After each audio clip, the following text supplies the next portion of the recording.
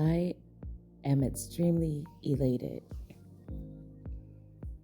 Today, I truly stepped into my calling, and there is nothing that could have prepared me for this moment here in time.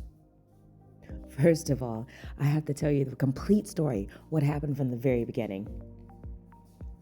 So we booked an Uber, and first of all, the Uber app was tripping, so we had to go to Bolt, which is the app for Africa. As we tried to log on to Bolt, Bolt was taking his time, and I knew spiritual warfare started. And then all of a sudden, the Bolt driver came. We got in the Bolt drive, and then there was traffic everywhere.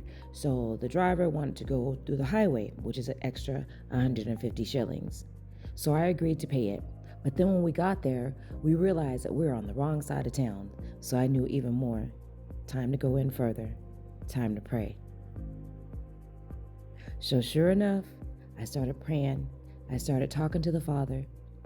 And I didn't know who was waiting for me at the other side of my meeting.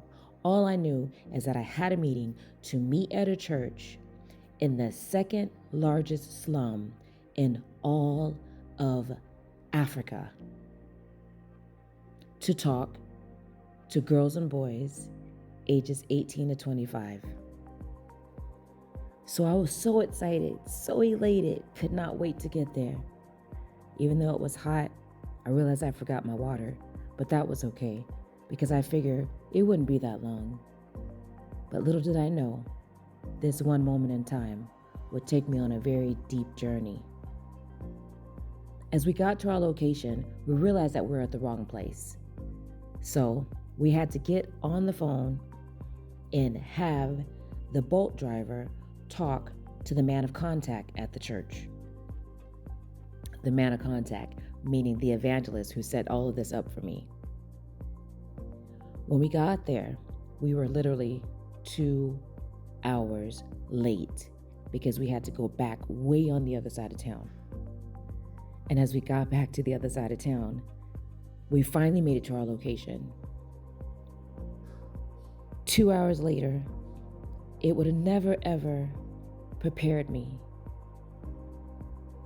for what I saw when I walked through those doors.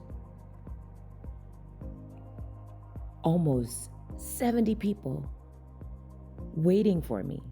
Waiting for me? I was like, wait, hold on, me?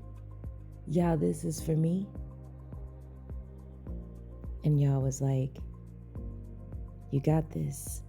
And then I started hearing my song, I stepped in my calling, and I am here to raise the dead. I'm hearing that song, but at the same time, I'm saying hello to everyone, and everyone's looking at me like, who is this lady? Who is this lady? Some people were laughing. Some people were snickering amongst themselves. Some of them were just staring in suspense. Others of them were just staring like, who is this Black American girl? And I can tell that some of them were even tickled by my accent. It was mainly the boys, but it was okay because they were the main ones that were laughing at me the whole entire time until I began to tell testimony after testimony, story after story.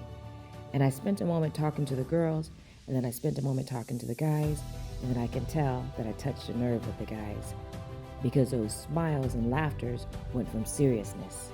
And went from seriousness to many of them had their head downs, many of them frowns, many of them you can tell that I touched a nerve. You can tell that the Holy Spirit was moving. You can tell that God was truly speaking through their lives. I remember when I got there, the first thing that I did was I opened it up with one of my songs. And I opened it up with a song called I Sold My Soul to God that I wrote, but I never released the song because someone already bought the instrumental. But that was the only instrumental that I had inside of my phone. And then their microphone was not working. So being that I grew up in Hollywood, I know that whatever you have to improvise with, you need to get it done now. You have 70 people plus staring at you. Girl, get the job done. So I just put my little iPhone to my ear so I can hear the music. And I walked all up and down the aisles where I saw the girls and boys so they can hear the music as well. And I sang my little heart out, and I was so happy to sing to them. But it was interesting because no one would have ever guessed that I used to have stage fright. And I used to have stage fright very bad. I'll never forget, one day I was like, yeah, if you're going to use me, you got to take this stage fright away from me, because I get to shaking in my boots when I get to staring at people. And someone tried to tell me, just to imagine the people naked when you're singing on stage. But of course that doesn't work. Not in a Christian or a spiritual environment anyways. So here it is, I sang that song. As I sang that song, I immediately went into telling the story, The Little Girl with the Light.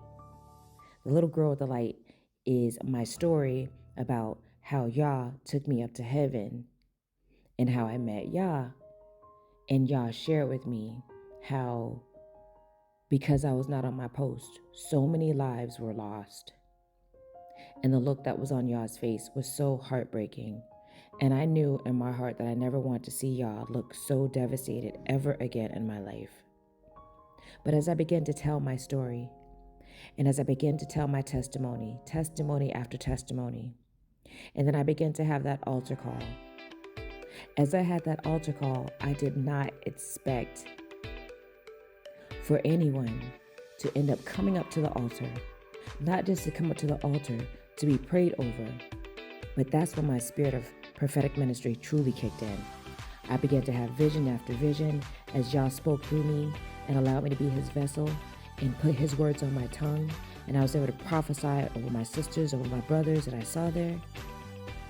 And then there was a few of them that came forward that needed deliverance. And little did they know that I am gifted in demon slaying. And little did them demons know that it was time to exit those bodies. So sure enough, my prophetic gift and laying of hands kicked in even that much more. I spoke to those demons. Those demons got to screaming through those girls and screaming through those boys, and many of them tried to drag their bodies all across the church on the grounds. We had church this day, and I was so elated. The whole time I'm praying, and I'm so grateful because I'm saying, Yah, use me, and here it is. I truly stepped into my calling.